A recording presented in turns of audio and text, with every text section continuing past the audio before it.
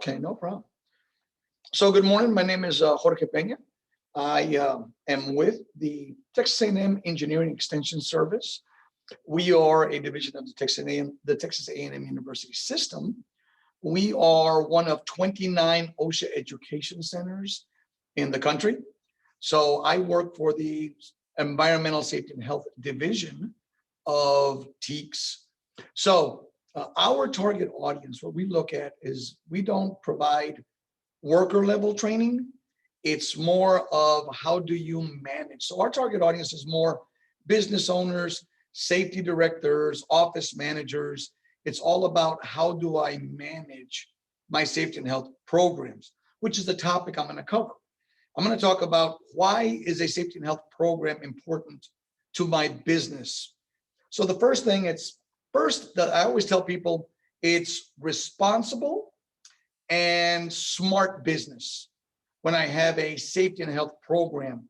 Now, a lot of times, depending on who you talk to, either your insurance carrier, sometimes you'll talk to OSHA, you talk to general contractors, you talk to employers, they always refer to it as a safety plan. I don't call it a plan and there's a difference. I call it a program. And the difference is a plan can change. A plan doesn't really have a solid formation. It's just, we will try this and this and this and this. So it's subject to change. So a program is all encompassing.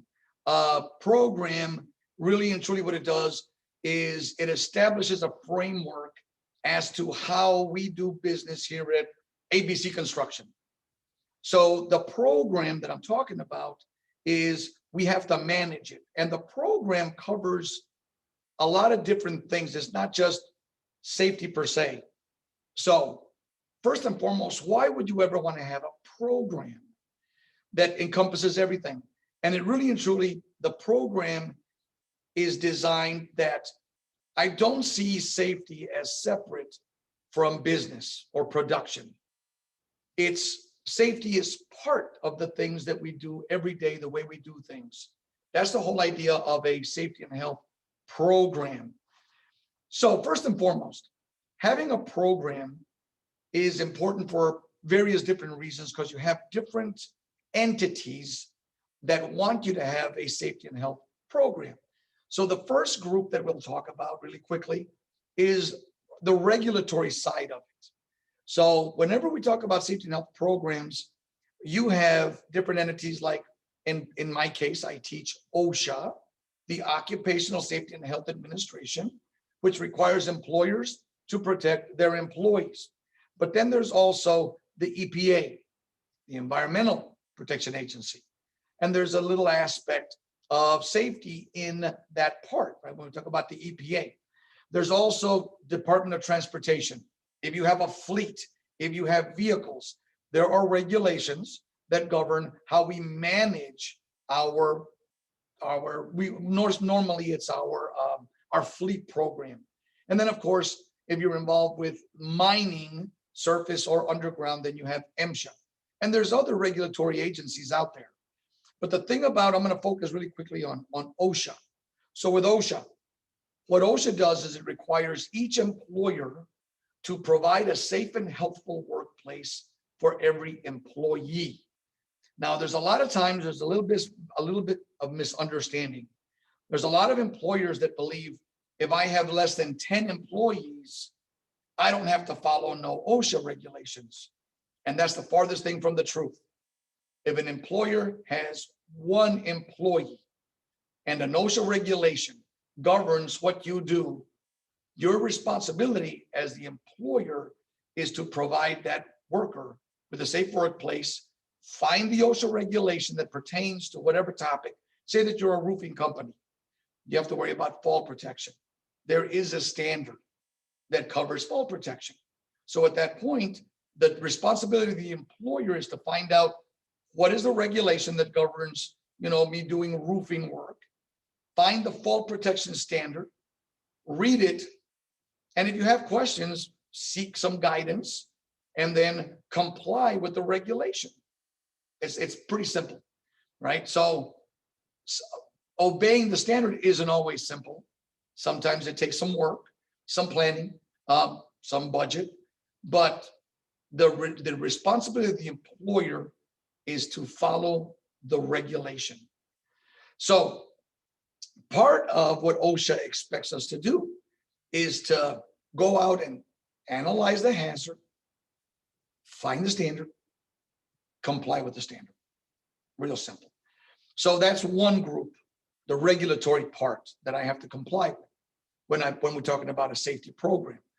The other part would be your insurance, the compensable. Your insurance carrier wants to see a program.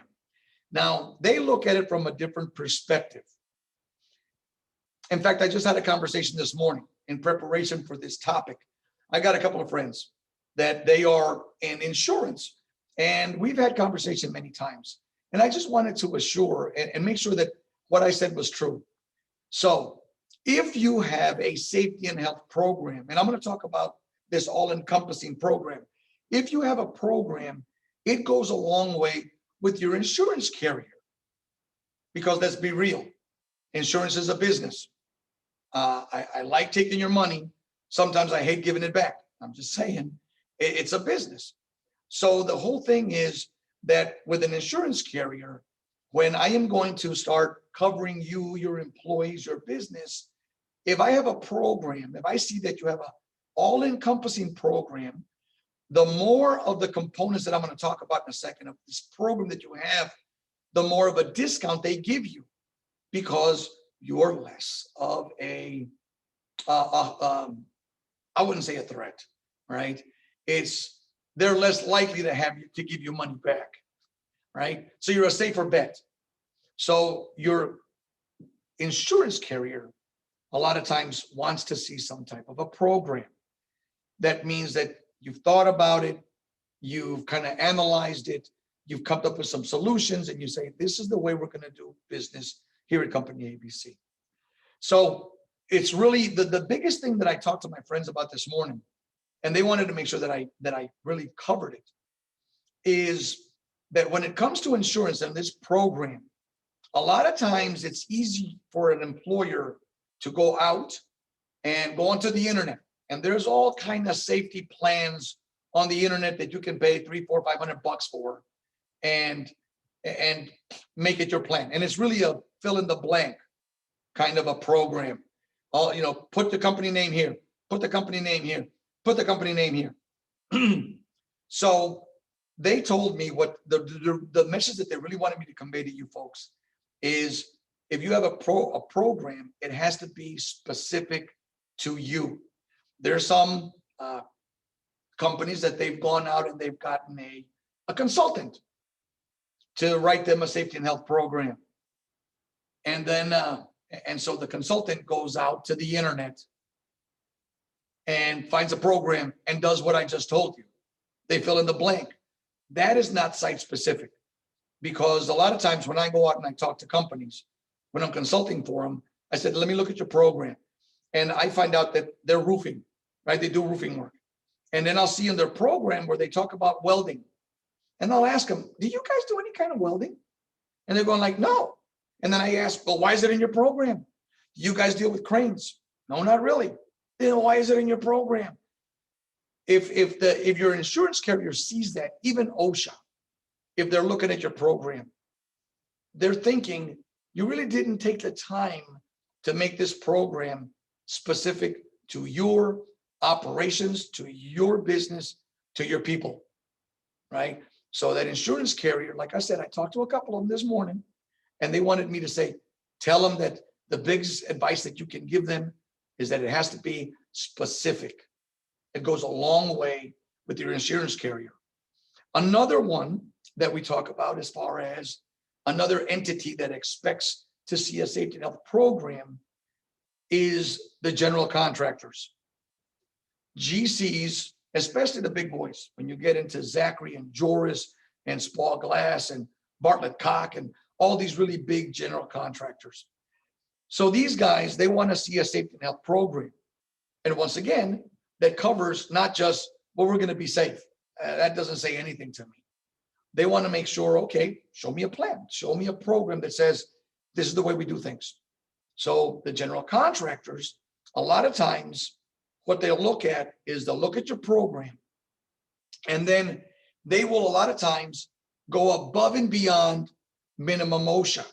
So there is this contractual obligation that I have when I enter into work with another, with a host, employer, or a general contractor. They'll say, look, I don't care what OSHA says. OSHA says that you do this at this height.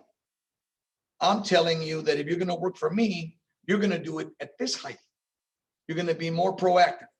So a lot of times, whenever we look at getting into a business with another company, you have to look at those contractual obligations right off the bat, because they're going to look at your plan and they'll say something like, well, I see that in your plan, you do this. Well, here we do this. I used to work with Motorola years ago in Austin, and we were a VPP, Voluntary Protection Program location, actually both of our plants in Austin. So Voluntary Protection Program is minimum OSHA's here.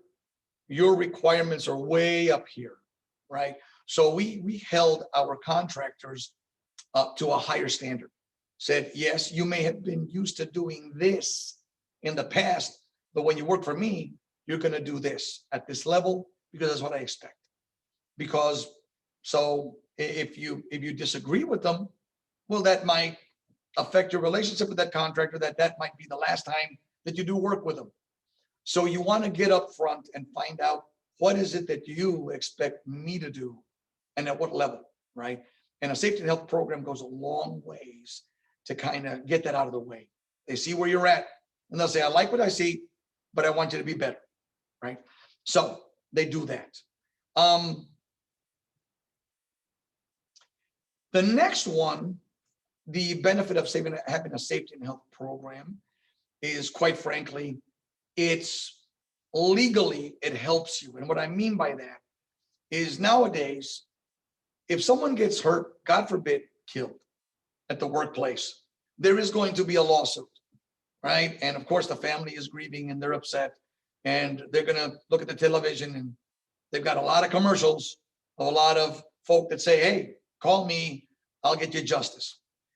And so, but part of it is if I have a safety and health program that helps me, it says, look, this happened and it's unfortunate, but my program said this, my program said this, my program said this.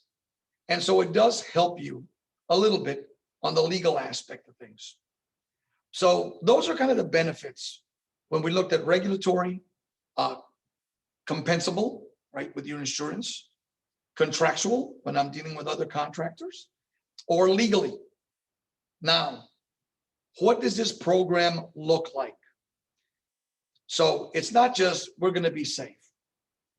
When you build a program, it is specific to me, and it's specific to the first thing is here at Company ABC, we believe this, and this is what we believe when it comes to the safety and health of my employees. Then after that, you come into, in order for me to provide a safe workplace for my employees, we will be doing hazard analysis. We will analyze every job that we do, or the aspects of the job. We'll look at what they do, how they do it, what they do it with. And as I look at what they do for me, I look at what hazards are they exposed to when they do ABC for me. Then after that, then I take that, I analyze the hazard. Then I have to come up with some type of a control. Either I can do this, I can do this, I can do this. For example, if they're exposed to falls, I look and say, okay, what are my options? I can put a guardrail, which prevents the fall in the first place. Or if that's not going to work for me, I can put a safety net. So they've fallen, but the net catches them so they don't hit the floor. And then if I don't have that option, then I can always put them in a harness and a lanyard. So I can give them some type of PPE, personal protective equipment, so that if they do fall, they don't hit the ground, because the harness and the lanyard will prevent them from making contact below. By the way, in construction, for you construction folk, falls is the leading cause of death for construction workers. And it has been for the 20 years that I've been here at TEEX, and it hasn't changed, unfortunately. So I have to come up with a plan to control the hazard, and then I have to implement the control that I have selected in order to protect my employees. After that, another component, so that's all I'm looking for hazards, I determine how to protect my employee, and then I implement them. I provide PPE, I provide whatever they need. The other component is, in order for anything to work, you have to have some type of employee training. It has to have a training component. And a lot of times in construction, because I just had this conversation this morning with one of my friends. It's like, look, we had an accident yesterday, so I have to investigate the accident. And I asked them about the training, and they said, because the guy fell off a ladder, they said, well, all of my employees have 10-hour OSHA. 10-hour OSHA is fine, but it's very basic. But when you look at the regulations, both in general industry and construction, if you use a ladder, the regulation says that the employer has to ensure that they provide ladder safety training to the employee before they use a ladder. It's in the regulations. Because if you tell them, inspect the ladder before you use it, but you don't teach them what to look for, don't get angry at them when they inspect it and in their opinion it's good. And when you look at it, you're going like, that's not a good ladder. If you didn't train them, then part of the fault is ours because we failed to educate the employee. So the other thing is this: when we talk about training, training should be given to everybody. For instance, so I work for a OSHA education center. In the next couple of weeks, we will be doing online. We're going to be doing the OSHA. It's an OSHA course, the OSHA 751. And the name of that course, it's 8 hours. And the topic is OSHA for small businesses. And all we're going to talk about, because I'm going to be conducting the training, all that we talk about, and by the way, it's $25, right? We're doing that in order to reach out to employers, to encourage them to at least go to our class where we can talk about what does OSHA expect and what do small businesses have to really look at when it comes to OSHA, right? It's 8 hours. And the direction that we're coming in that training is how do you as a small business manage your hazards when it comes to safety and health to comply with OSHA regulations, right? It's a very simple, kind of a big overview of OSHA, what they do, what they expect. And once again, it doesn't matter if you have 1 or 500 employees, you still fall on, and you still have to comply with OSHA regulations that govern whatever you do. So we have to, and at TEEX, like I said before, we focus on training business owners, managers, safety directors, because we're trying to help you manage your safety and health program. So training for management, training for supervisors have to be trained also. And then you have employee training. So when we look at training, training covers everybody. And but when I train management, I don't train them how to put a harness on because they're probably not going to have to wear one. But I'm going to teach you how to manage your safety and health program for the folks that are going to be wearing those harnesses and lanyards working for you. So that's the 751. Like I said, you can look on our TEEX website, teeks.org. And we're going to be doing that online. So after the training component, which really and truly, there's some standards that, like I said, fall protection requires that you have specific training on how to wear fall protection. If you work in a confined space, the standard requires that you train the employee before they go into a confined space. If they're going to climb a ladder, it requires training. And in fact, in the scaffold standard, there's 2 different types of training. One governs the people that will be working up the scaffold. The other training is for the people that will be building the scaffold for those people. right? So the regulations are pretty cut and dry as what regulations require specific training for whatever the topic is. Then the other component of my safety and health program is after I educate, then I have to give my supervisors authority. I expect you as a supervisor to be looking out for this. I know that you got to manage the project. I understand all that, but there's a little component where you have to manage your people. And supervisor, if you see them doing something wrong, correct them. If they do something good, tell them that they're doing good, right? Tell them that they're doing something good. So you want to make sure that it's got a little part about supervisors, what I expect them to do, what authority I give them, right? My expectations for my supervisors, anybody that has a supervisory role over another person. Then, like I just said, you should have in that program some type of a recognition program. I don't expect you to go buy them trucks and buy them whatever.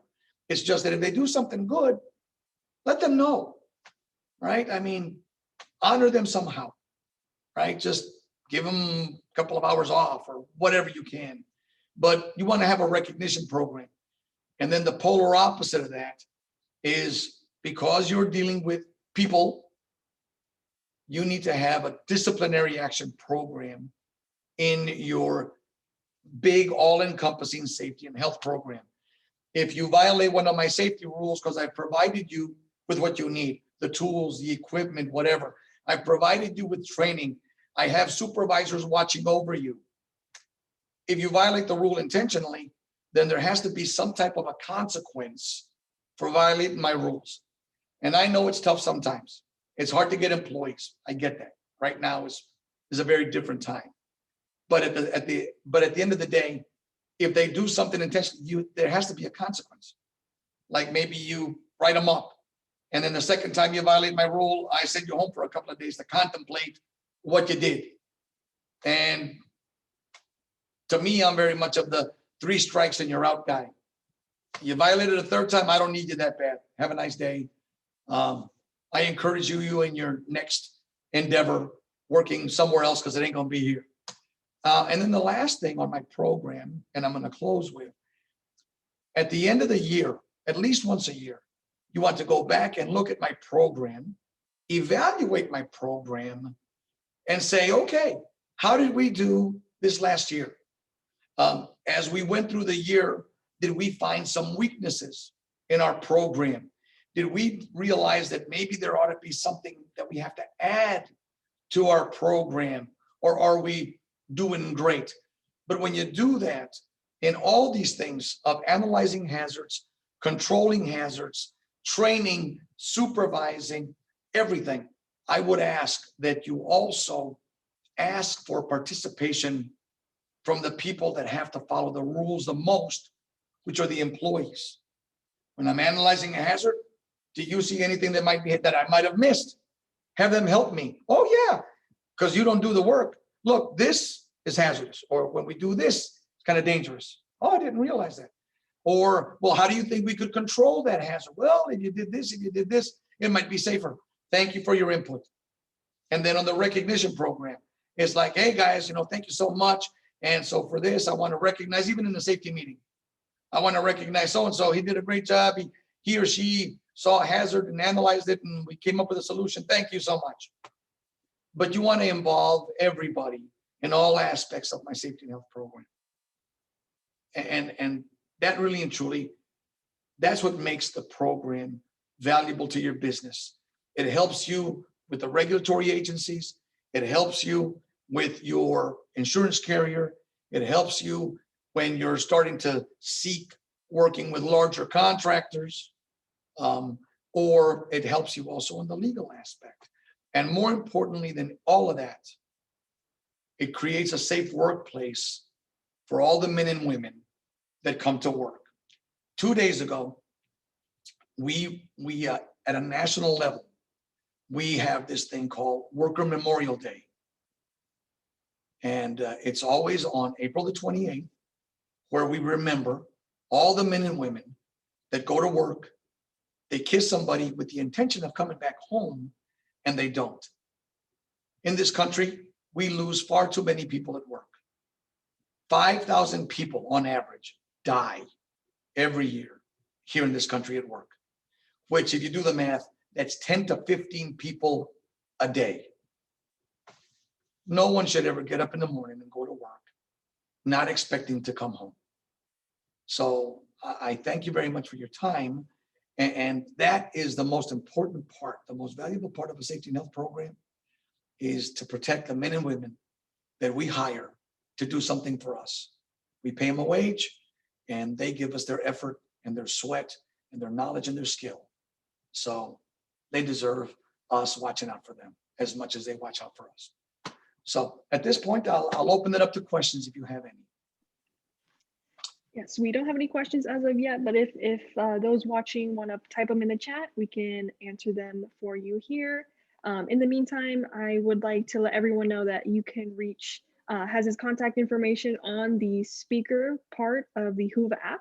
So if you wanted to reach out, you can find his contact info there. And then this session will be recorded and available to all of our attendees on the Whova app. So if those watching want to go back and rewatch, they can do that as well. It looks like we have something coming in. A question from Timothy Barella. Do you have an example safety program you have created? I do. But the thing about that is when I do safety programs, I go in and I really do. I make it very specific to the workplace. So when I do that, it's you can find some on the internet, right? They're really and truly. There's a bunch of them that are free. Just go look. But when I go in, I ask questions like, what do you do? How many employees do you have? And tell me exactly what processes that you do. Because then together we'll analyze, okay, this hazard, this hazard, this hazard. Then we'll look at the regulation, what the regulation says, right, about that particular hazard. And then we'll say, okay, in your plan or your program, let's say that we do this, we do this, we do this, because it's in compliance with the regulation. Like I said earlier, you want to make it very specific. So if you do decide to go out and find one on the internet, you can, but you want to go back and read it and say, and I always tell the business owners, when you write a program, make sure that when you write it, because you can write when it sounds really good. I mean, really pretty, where it makes it sound like you walk on water as a business owner. But if you're going to write a program, you need to make sure that when you say, I will do this, that you commit yourself to that. Because if we ever have an issue where we have to go to court, they're going to hold your feet to the fire saying, well, in your program, you said you were going to do this, but yet, blam. So whenever you do a program, you want to make it specific. And when you write it as a business owner, you want to make sure that it really and truly states what you feel and what you believe. Because if don't just make it sound pretty, right? Make it what you believe and what you're going to do. We have one more question from Sarah Navarro. Does Yes. OSHA accept a digital only program? Do they accept a what? A digital only program. A digital, did you say on leave? Only. Digital only? Yeah. A digital only program. So yeah, I mean, OSHA, all they want you to do is have a program, a policy. It doesn't necessarily have to be on paper, but as long as, so if I have a program, as long as you can say, look, I have it digitally, I have it here, or if I need to, I can print one section, because yeah, I can see that if you have a program, they can get really detailed, rather big. There's a lot of paper, there's a lot of ink. So yeah, if you have it digital only, that's fine. All OSHA would say is, if someone has a question, how would they get the answer? Do they have access, the employees, to that digital safety and health program where they could pull it up and read it themselves? Or would they have to come to you to get a copy of it? All OSHA wants to know is, if someone has a question pertaining to your safety and health program, do they have a way to access it?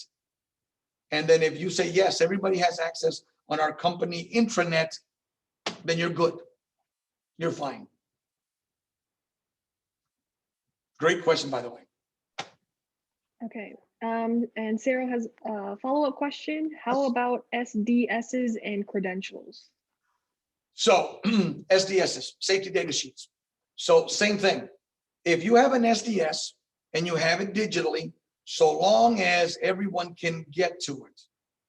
So when I worked at Motorola, we actually had, at the time, it was the MSDS before it changed, but we had all over the plant MSDS computers.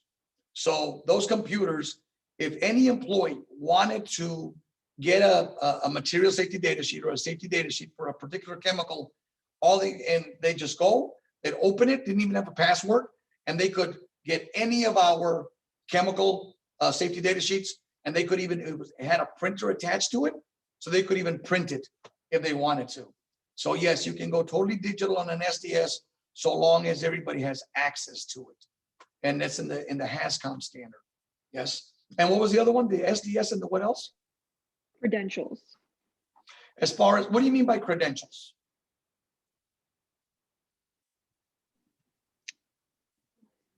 Licenses, she says. Okay, licenses. Licenses as far as to operate equipment, to operate my machinery, licenses for what? Yes, to operate or any. Okay, so a lot of times people think that, like, if I drive a forklift, they think that OSHA requires me to have a license. That's not true. It doesn't require you to have a license. All that the employer has to be able to prove is that the employee has been trained to use the forklift. They would want to see a roster with the name and who gave the training or what day they got the training. And as long as, if OSHA shows up and says, has this person been trained? There it is. At Motorola, I used to give them licenses, but that's because I was above and beyond the OSHA regulation, right? But as long as you can prove that someone is trained to operate a piece of equipment, then they don't really require that you have a license. Awesome. Okay, I think we're right at time. So thank you so much, Jorge, for taking your time to speak with us and our attendees today. We really appreciate it. Thank you. Y'all be safe. Have a great day. Yes. Yes, you too.